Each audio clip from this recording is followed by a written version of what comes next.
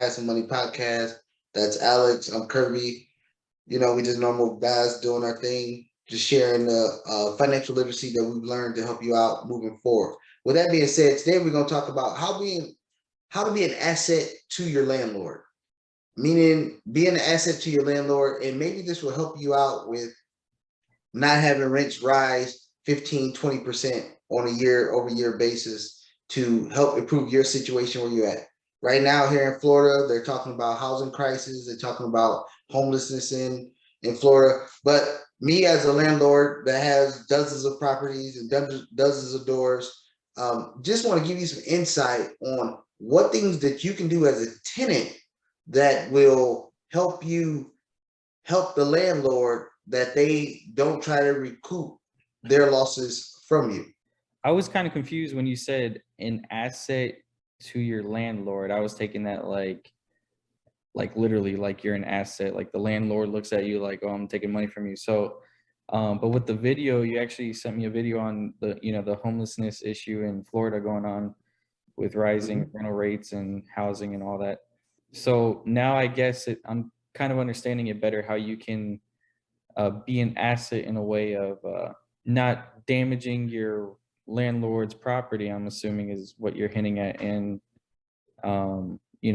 in that way, if you're giving them a favor or doing them a favor in that sense, that they'll do you a favor as well. Is that kind of what you're talking about, or? And that's what I'm talking about, being an asset. And it's not really, it's the dynamic you said of not damaging the property, but it's also building a relationship. Now, I'm Right. talking more to the people that have, the mom and pop landlord, or you're working with a small property management firm. When you start thinking of, 100, 200 unit complexes and things like that, then everybody's just grouped in the same basket. What I mean by that is if operational costs are increasing because of damage to properties in an apartment complex, they're going to try to achieve their losses or make up their losses from all the tenants combined. So no matter if you're a good tenant or a bad tenant, all rents will rise higher than expected. But this right here is really, if you're working with, somebody who has a couple units and they self-managing their units, being a tenant and having a good relationship with the landlord, or with your landlord, can go a long way, especially with rent increases and stuff like that. When you build relationships, and I know this is like taboo, and some of the real estate investors and things like that and like, why are you telling this? But the thing I see, and we're in Florida, and like the video I sent you earlier, we come into a crisis where the rental rates are super high. And we talked about it in the video right here, why the landlord is getting revenge as far as raising rents and things like that. We was talking about the COVID moratorium or the pause on paying rents and things like that. But this is more to the people who was good tenants during the COVID crisis. If they had the ability to pay and they paid on time and things like this, ways around having your landlord, because I'm hearing outrageous numbers, people rents getting raised 25%, 30%, and things like that. But if you looked at it from a different scope, besides the landlord is raising the rent, look at it as, what does a landlord look for in a tenant, or what can I do as a tenant to help my landlord to further help myself from having the rents risen on me like everybody else in the surrounding areas. Yeah, that makes sense. Like you talked about with if it's a huge company with a huge portfolio, then everyone's rent is going to be basically equal. But I actually know for like the mom and pop investors, right? Like you were talking about, my mom rents from uh, the house she rents is right next door to the owners of that house. So like they have other properties, but they're kind of, I guess, in the category of the mom and pop investor. So Right. closest one that they own, or the closest rental property that they own, is my mom's house. She's paying 1,500 a month, which is like, and that's in North Tampa. So I mean, 1,500 a month for a single family home, in Tampa at this rate right now is like an excellent deal. And so in your mom's situation, it's more your mom is taking good care of the property. Right. She's not calling them with exorbitant amount of issues that maybe she calls Right. and that needs to be fixed and things like that. That's why that they're not sitting there just raising rents on her. Am I correct? Correct. Yeah, and I think they had a tenant before her for like a year, and they were just terrible. So then my mom, who is a huge dog person, has like I think 4 dogs, and she can still maintain the property without any damages or issues like that. With 4 dogs, they didn't even charge her an additional rental rate for the dogs, and she's kept her part of the deal on just respecting their property. And so understand, and this is what I want to try to convey to the audience when you're renting, especially from like a situation like your mom, Alex, Right. is understand what the landlord is looking at. So as I break this down to give you a better understanding, once you understand what the landlord is looking for, maybe this can help you in your situation. So when somebody buys a property, or when I buy a property, or somebody that's serious in the game buys a property, this is the only thing they're looking at. What they're looking at is the cost of the property, how much they're putting down, how much rent is being paid or they can potentially get, and the return on investment from the money they put down on the property. And there's other matrix in there, like they already account for a 3 to 5% maintenance cost per year. They already account for insurance and taxes and things like that. So they're already getting their ROI and what they need to accomplish. The problem that happens is not all, but tenants, they will blow the landlord's repair budget. And then that causes, because now once you blow that repair budget, so if they set it at 5%, and then you're blowing that budget, or the budget is being blown. Let's just say the budget is being blown, and it's coming in at 10%, 15%, 20%. What the landlord don't, so that means if it's 5% higher or 100% higher, excuse me, then the 5% now is at 10% of the income that's coming in. That's what the maintenance cost is. That means that the profit or the money that the landlord intended to take home comes depleted. Right. So how do they recoup that money? They raise the price of the rent. So understand that those are the key matrix that the landlord is looking for. That if you take care of the property, then and their maintenance cost is lower, then they're more inclined to, okay, they taking good care of the property. You don't have to sit there and kiss the landlord's butt and call them and say Merry Christmas, Happy Hanukkah, and all that other stuff. But if you take care of theirs or take ownership in where you live, then the rents will not increase at a higher pace or a high ass pace as the rest of the market behind you. And a quick story. I personally, all my other units are managed by outside company, but I personally manage 2 units just because they're so close in proximity to where I live. And the tenants actually have a ownership, and these tenants was in there before I even bought the place. But these tenants have an ownership quality about them. They're not sitting there, oh, just let everybody run them up, do what they want. So what, we're renting, it's the landlord's fault. And the crazy part about that is in the complex that I have tenants in, they are currently, because they're not costing me a lot of money out of pocket outside of management fees. Yes, their rent get risen like, on an annual basis or, a semi-annual basis. But what happened is now those rents that my tenants are paying is $500 less than the market rent. And 80% of the complex or the condo area that these units are in are paying $500 more than where my tenants are paying, because they're not costing me any money. My profit and the money that me as a landlord plan to take home is still coming home to me.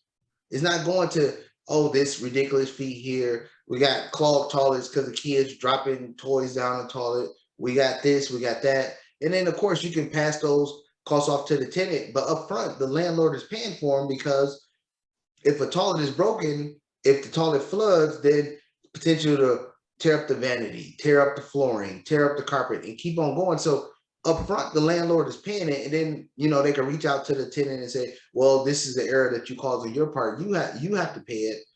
But up front, that's just for the landlord to get their money back that they already paid because they don't want further damage to the property.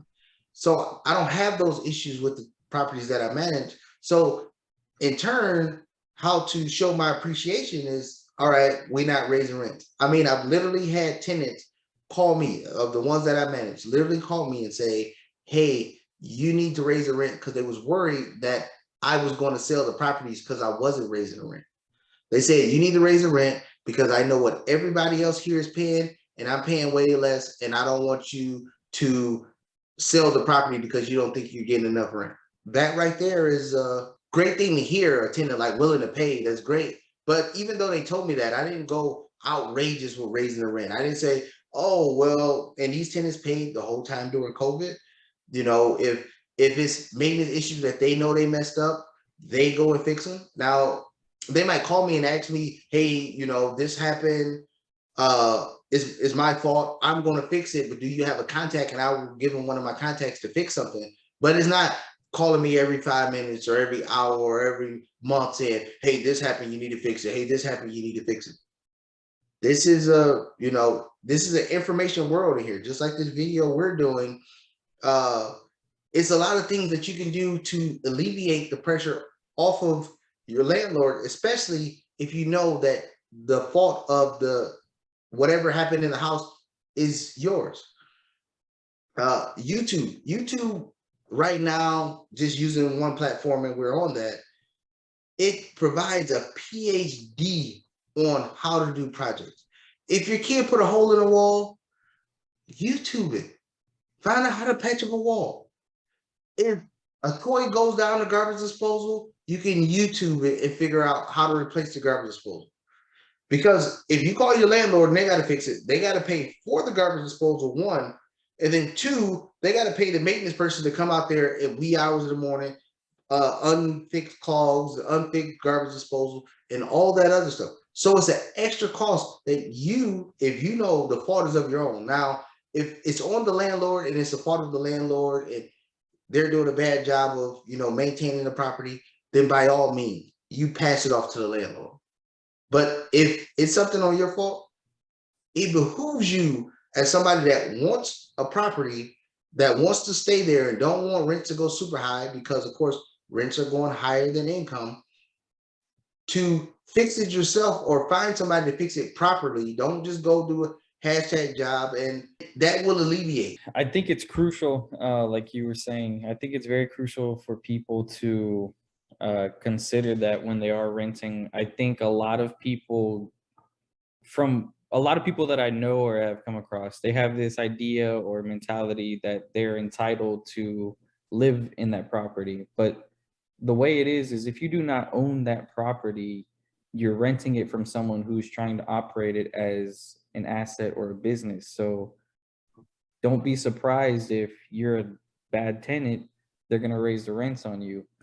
And a lot of people will, destroy the property, the rent gets raised, and then they get upset and that the rents were raised, but what would you expect? I mean, and so a lot of people, I think, have this idea that because housing and living is a necessity, that they could do whatever they want within the property. And that's right, you can if it's your own house, but if you're renting from someone, they're trying to operate it as a business and they have to make a profit off of you.